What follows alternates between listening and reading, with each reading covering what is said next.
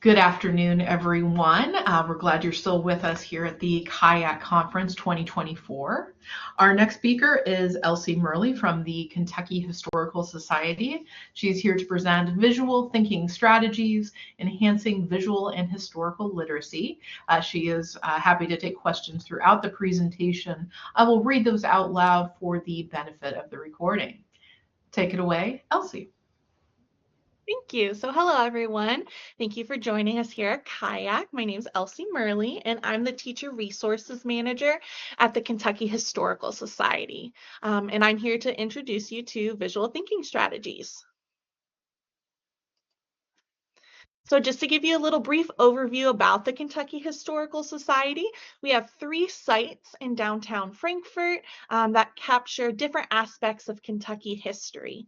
We have the History Center right here, and this houses our exhibit that covers 12,000 years of Kentucky history, spanning from indigenous nations that had lived on the land before we called it Kentucky, all the way to modern day.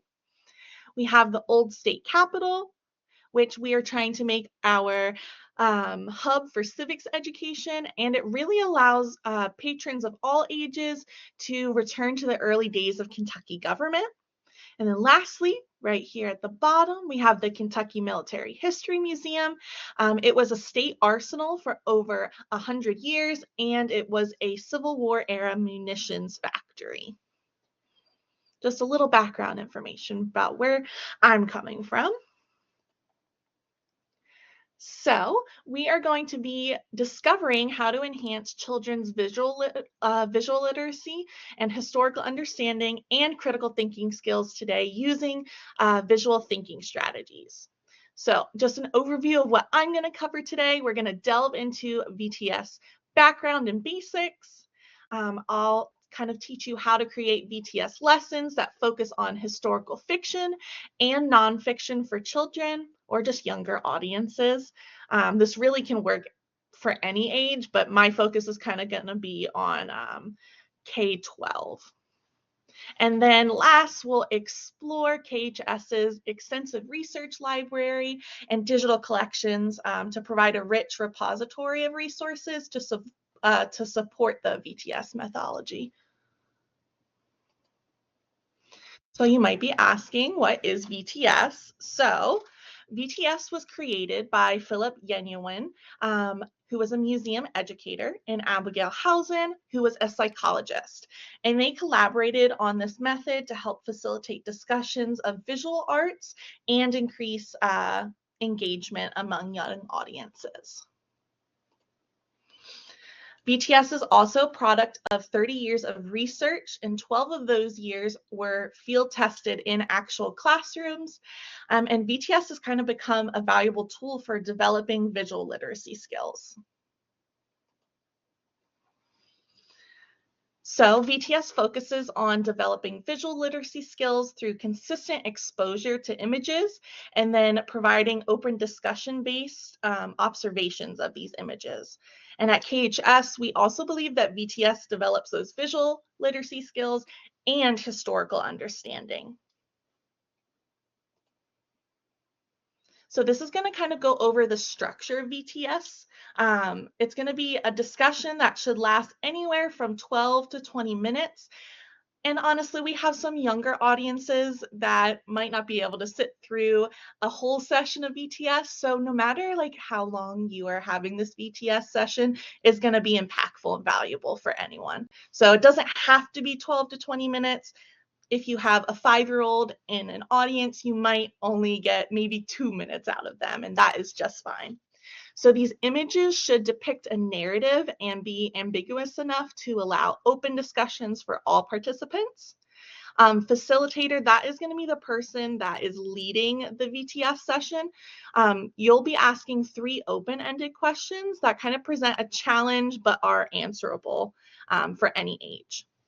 And as this discussion progresses, questions should become more specific, and that allows for those answers to become more specific. And as we go along, we'll also participate today in a VTS session where I'm the facilitator, and you'll notice that as participants answer, I'm repeating what they're saying to kind of guide the discussion. So the 3 questions to ask during a VTS session are going to be, what's going on in this picture? What do you see that makes you say that? And what more can we find? And like I said, the facilitator will restate the comments that the participants are saying, and that really helps show that everyone's being heard and that what they're participating and giving to this VTS session is valuable. All right, so I know you're probably like, what is a VTS image? And I'm going to explain that over the next couple of slides. So I'm going to kind of go through a few images to highlight the necessities for VTS imagery. So here on our slide, we have Jackson Pollock's grade Rainbow to the left. We have red, yellow, blue, white, and black number 2 right here at the top. And this is by Ellsworth Kelly. And a personal favorite of mine is Mist by Claude Monet here. And then we have an untitled piece by Kate and Christopher Rothko. So I just want you guys to take a moment to look at all 4 paintings and think about in your head, what do they all have in common? Feel free to drop anything into the chat. You can also unmute yourself and you can participate out loud as well. What do these paintings have in common?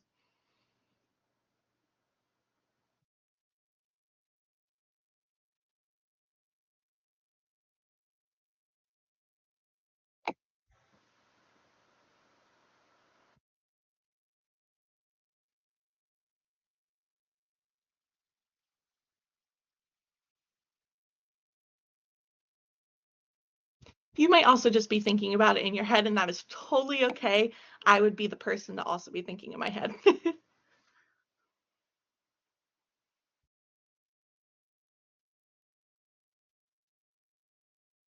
Any comments in the chat, Lauren, or are they just kind of thinking in their head for this one? Hey there, Elsie. So I just realized, like, oh yeah, I was supposed to be reading the chat out loud. So I made a comment that they kind of seem to be abstract. Yeah. And then Ashley has commented that the focus is on colors. Awesome. Yeah.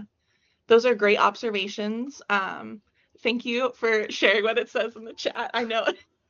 I was like, oh, I hope this is how they're going to be all session. We're shaking off the dross a little bit from our lunch break, so I'm sure we'll all wake up, warm up. Understandable. Yeah, so all these images are very abstract and they're mainly focused on color. So we're going to go ahead and I'm going to tell you that while all of these are really interesting pieces, they don't provide enough to observe and discuss visually. We want those participating in a VTS session to interpret what they see, not so much how these might make them feel.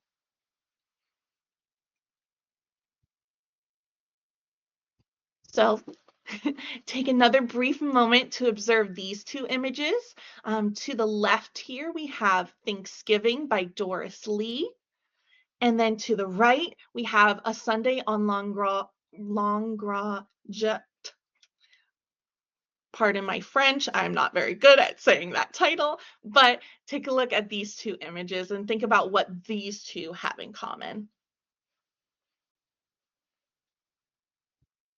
And I promise you guys, I did practice that title of that painting before we hopped on here.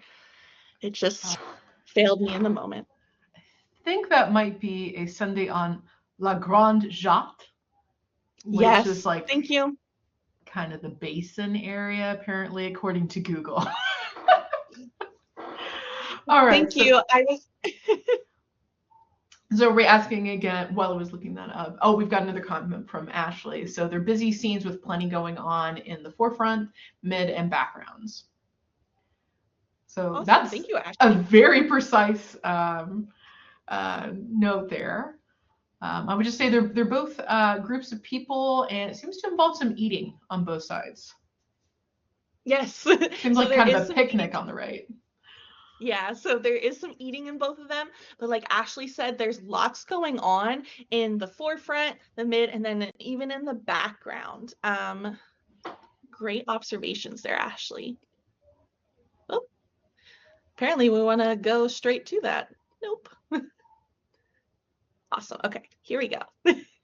So both these images provide ample points of interest to observe and discuss, and these images also highlight lots of scenarios that may be familiar or relatable to younger participants in a VTS session. So both of these would be great to use in a VTS session.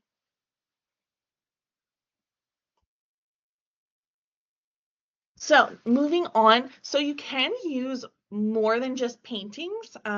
You can also use photographs for VTS sessions. And here at KHS, we a lot of the time will use photographs from our collection. So all 6 photographs are from our collection here at KHS that are on the slide, but only a few would be imagery that would be provide observable discussion points for a VTS session. So go ahead and take a moment to think, based on what I shared, which 3 images, so which 3 photographs would be ideal for a VTS session.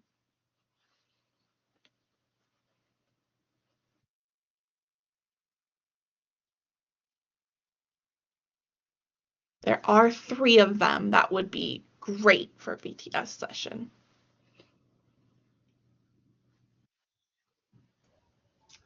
All right, I've got a comment again from the delightful Ashley. She says the nurse, the spinning wheel, and the marriage. Awesome. Ashley, you're really doing so well for this session right after lunch. I appreciate your participation. So I'll go ahead and flip over here.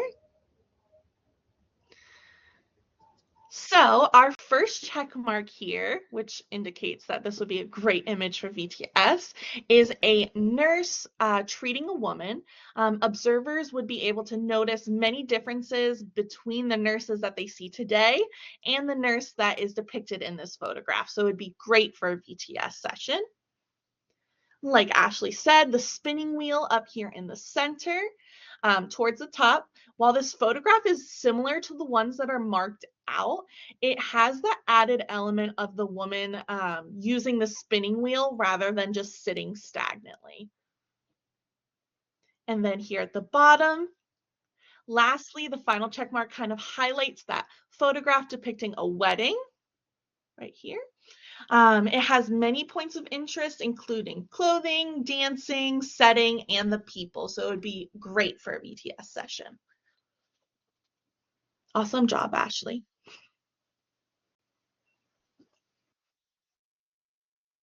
All right. So we are going to be practicing this, and I'd love for some great participation. If you want to unmute yourself, that's totally fine, or you can drop it in the chat. So we're going to practice. I'm going to be the facilitator, and you will respond to my prompts. So these are the prompts that I'm going to be asking you. What's going on in this picture?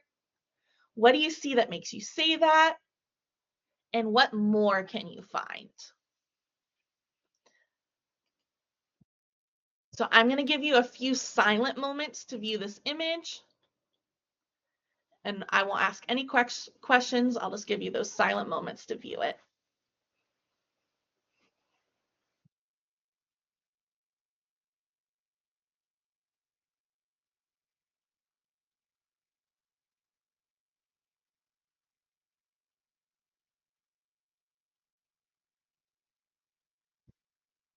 And if you guys were a younger audience, I'd probably give you a lot more time just to silently view.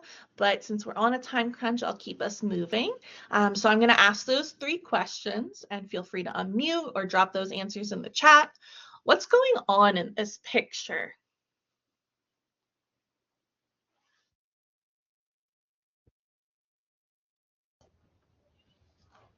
Okay, Ashley, I'm not sure if anyone else wants to unmute. They might be shy, which is fine. So I will take a stab. I'm always the willing participant, willing victim in these webinars. So to me, it looks like we're seeing a group of people on a subway car, maybe getting ready to go out for an evening. And what makes you say that, Lauren? Well, it looks like some folks are wearing kind of their formal going out clothing. You see the gentleman that has the violin, kind of looks like he might be wearing a tux. We see the lady in the left foreground that is putting on some lipstick. To me, it seems more like people are getting ready to go hang out rather than being on the way to work. Let's see, we've Those also are really got. great observations. Oh, go ahead. I was just going to say we've got some comments in. So Susan says people are traveling. Ashley, we've got a variety of individuals. Lisa says people are riding on the train. Some are socializing. Feels like the end of the day. Susan says it appears to be in the city. And then Ashley notes that there are individuals of different races and ethnicities. Well, these are all really great observations. Yeah, no, thanks for dropping those in the chat, and thank you for unmuting yourself, Lauren. I appreciate that. So kind of touching back on what Lauren said, so she noticed that they're in a subway car. Some of you guys noticed that they are in a city, most likely because there is a subway. There's people of all different races and ethnicities in this image. They might be traveling somewhere. We don't know where they're going. Lauren made the observation that they might be going out rather than going to work because they are kind of more dolled up. What more can we find in this painting? Is there anything else? What more can we find? Maybe it's something specific about one of the people. Maybe them as a whole. Well, it looks like at least maybe 3 of the people in the car are more working class, because you can see somebody kind of near the back who seems to be wearing some overalls. I'm not sure about the gentleman who's kind of bent over. Not sure about the work hat. But then you have the person on the right, the man with the white hat. It seems more like he's wearing his more general working clothes. He's not somebody who's dressed for working in an office or going out. See, Elizabeth notes the style of dress looks a little bit old-fashioned. That's a great observation, Elizabeth. What makes you say that? Is there something about the way that they're dressed? Anything that you can pinpoint specifically that makes you think it's old-fashioned?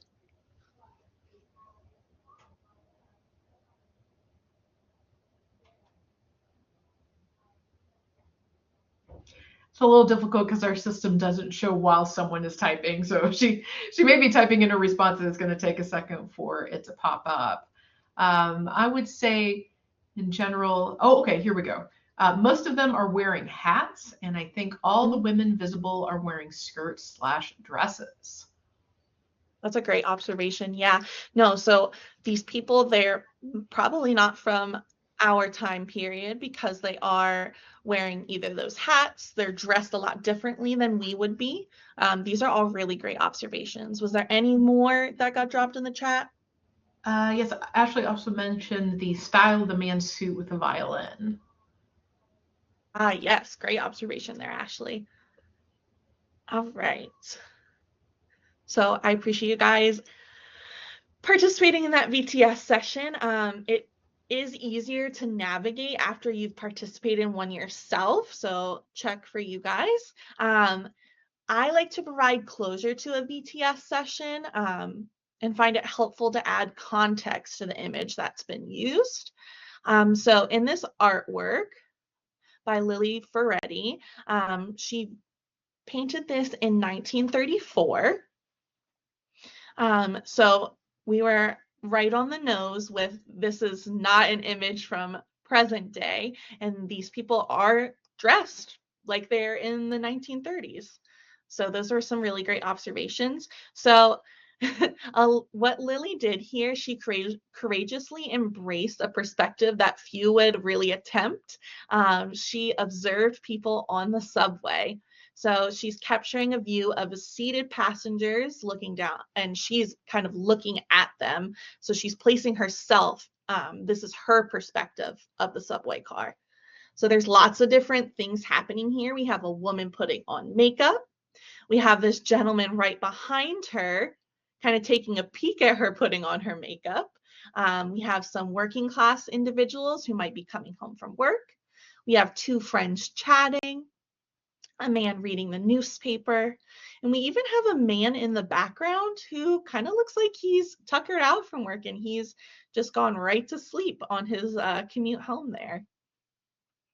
So I have another image for us to look at. So again, I'm going to give you a few silent moments to view this image, and then I'll ask those questions of you. Same ones as last time. Take a look at this image.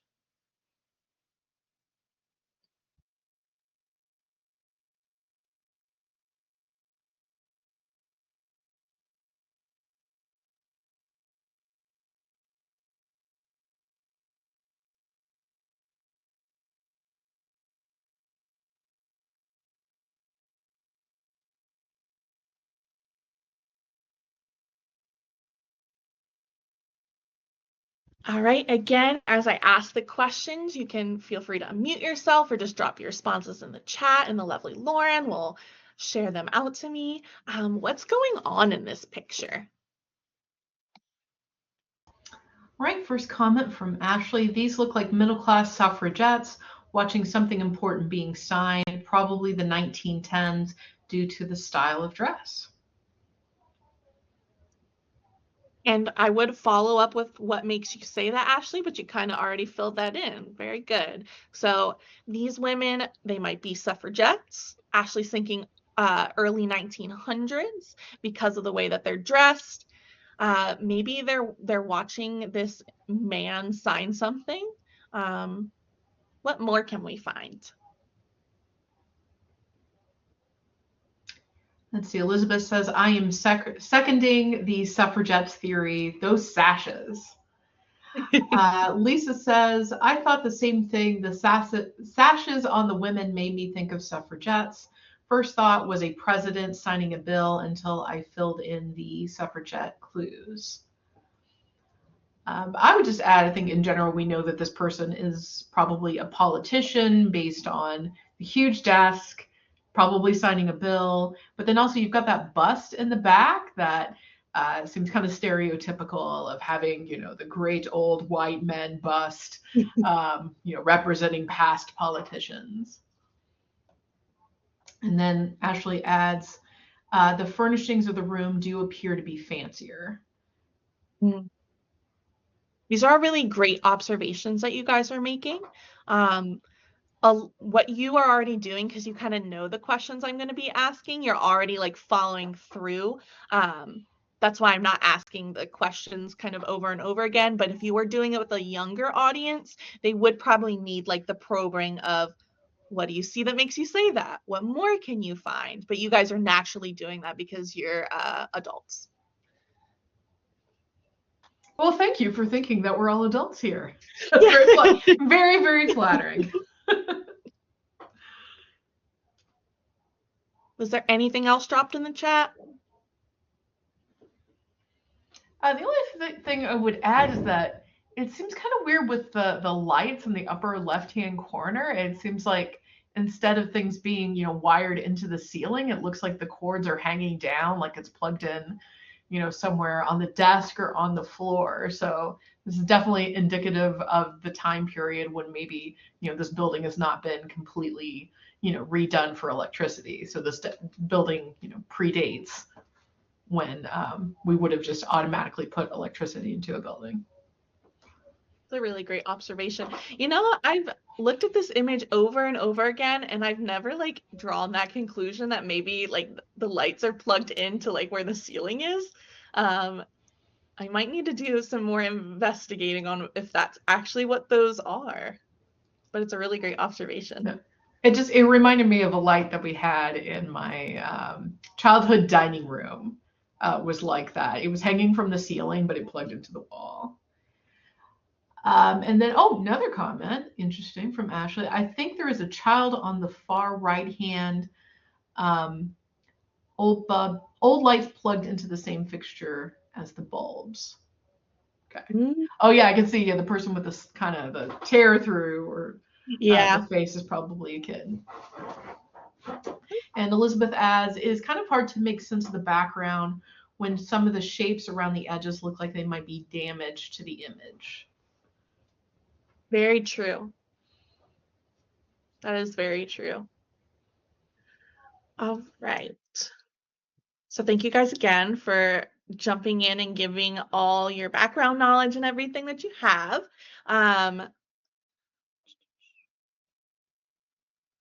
So now that we've kind of talked about what might be going on in this image, and we've delved into the basics of and background of what visual thinking strategies are, and you guys have participated in a session, we can now explore the how this strategy can be connected to what you all are doing in a library setting. So when you are reading historical fiction or nonfiction books to young audiences, we often forget that they might not have the background knowledge or historical understanding that we as adults have developed naturally. So by opening with the VTS session, you are providing an opportunity for younger listeners to develop their visual literacy and critical thinking skills. So these observations and discussions born from a VTS session will not only introduce topics related to a book, but allow for deeper historical understanding. So as an example, if I were reading either of these books on the slide, so How Women Won the Vote, Around America to Win the Vote, Two Suffragettes, A Kitten, and 10,000 Miles, if I was reading those to an audience, I would use this image that we just did our VTS session on to kind of open up before we start reading these books. So this image is actually the Kentucky Governor Morrow signing the 19th Amendment, which is giving the women of Kentucky the right to vote.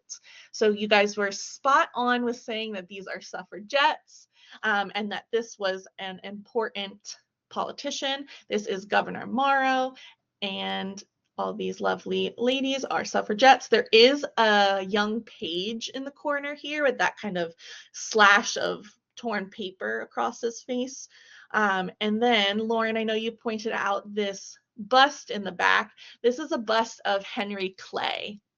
So another important male politician being depicted in this image. But this bust of Henry Clay is actually in the Old State Capitol, which is one of our Kentucky Historical Society sites in downtown Frankfort. So you can still come here and you can see this bust that's in this image from long ago in present day. Are there any questions dropped into the chat? Just a comment that this is so cool. Oh, awesome. Well, I love to hear that. All right. So now that I'm kind of giving you guys that background knowledge,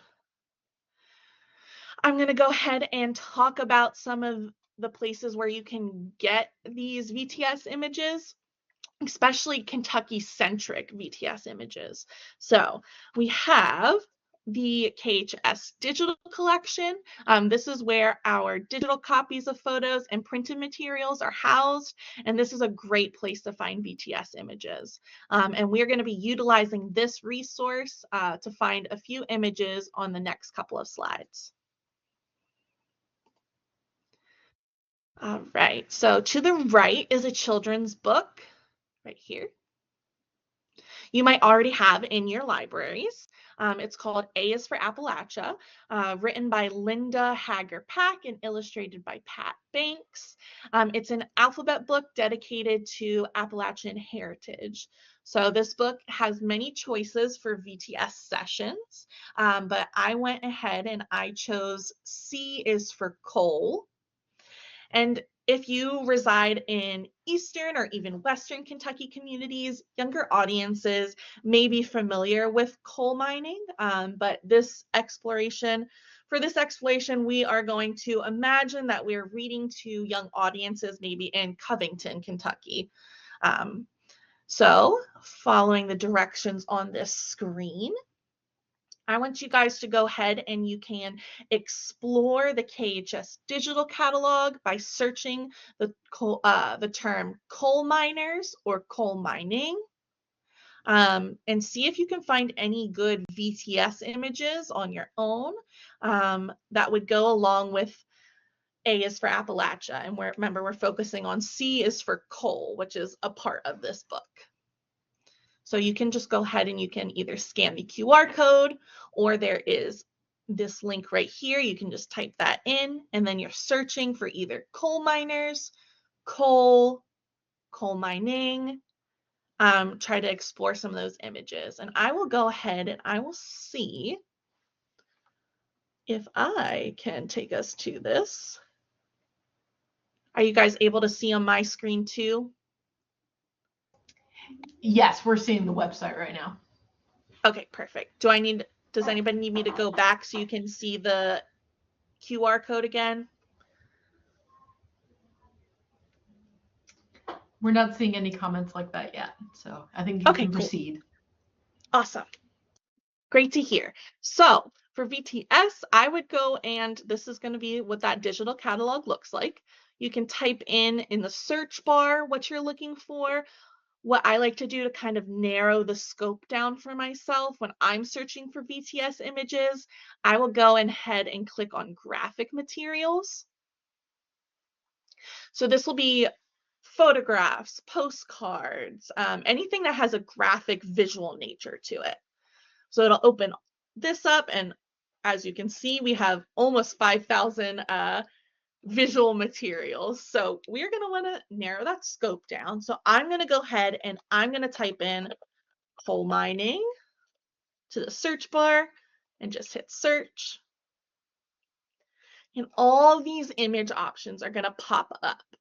So we have about 70 images that we can look through to see what's going to be considered a good VTS image, and one that might help our young audiences that are getting ready to read A is for Appalachia or listen to A is for Appalachia understand some of the concepts that they might see in that story.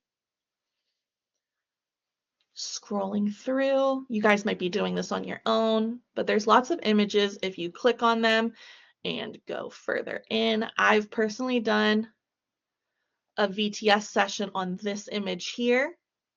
It might appear grainy on your side just because I'm sharing my screen.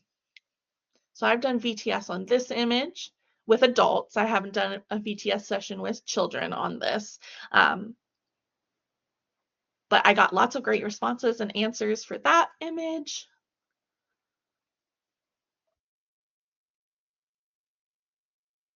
There's also this one. This one is also another good one for VTS. Even though there's just one person in it, you can still pick out a lot of great things from here.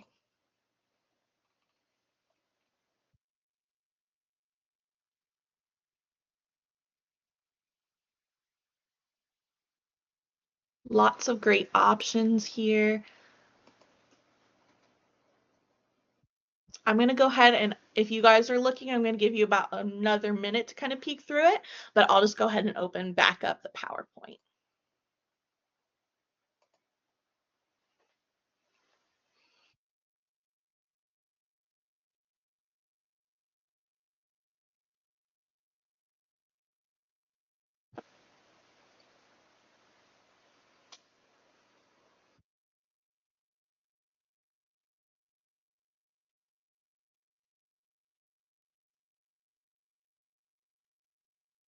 And if you guys are ever wanting to use VTS to open up a story, all you can do is type in to Google KHS digital collections, and it should be like the first thing that pops up. All right, so Thank you guys for taking time to explore with me or on your own. I'm sure you guys found, we also found, if you were looking up here on the main screen with me, a lot of great images that could be used for a VTS session. So the photograph that's on the slide here is from our KHS collection.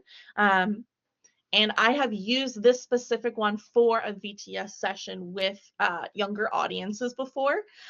This image is depicting two Kentucky coal miners from the early 1900s. So I've used this in an actual VTS, and it was very eye-opening that some of the observations that younger audiences make and the connections that they can make to images like this. So, considering my audience today, I wanted to take a moment to highlight the women who delivered books to remote regions of the Appalachian Mountains between 1935 and 1943.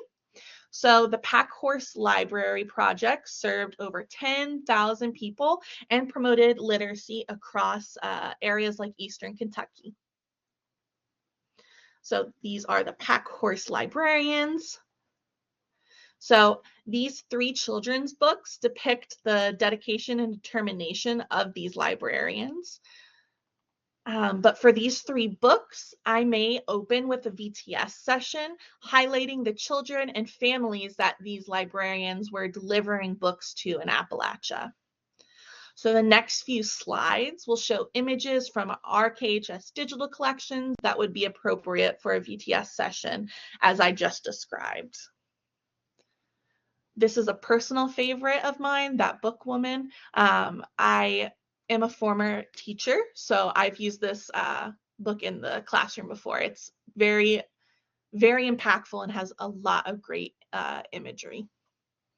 But moving on to those images. So for a VTS session to open up to kind of give a glimpse to younger audiences of what life might have been like for those getting books delivered to them by those Pack Horse librarians. We have an image from Pine Mountain. They're going to be able to point out that these children aren't dressed like they are today. They are doing things that they might do. This little girl has a doll. One of them might play with dolls at home. They may never have seen a spinning wheel like this before.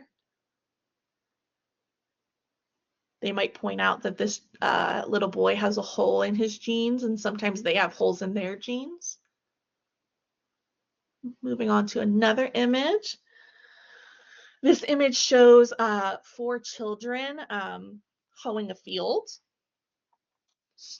Younger audiences might point out that they're dressed differently than they are. They might say that they don't have to go out into the field and work. They might be at school, or they might go to Chuck E. Cheese, where these children didn't have that opportunity. One more. This is kind of depicting what these Pack Horse librarians, the homes that these children were living in that were getting the books delivered to them. They might point out that there's paper on the wall, that all 4 of these children have to share a bed. And some might make connections to that. They might say, oh, I share a room, or I share a bed with my little sister or little brother. All those comments and observations are helping develop their visual literacy. They're thinking critically about their own lives and the lives of the people they're looking at in these images, as well as they're engaging with historical content. So another Kentucky-centric theme that I selected is the Derby. So VTS does not have to be done in tandem with a picture book. It can be done with a chapter book like Man of War or Shadow of a Doubt. Those are both chapter books used in probably upper elementary school.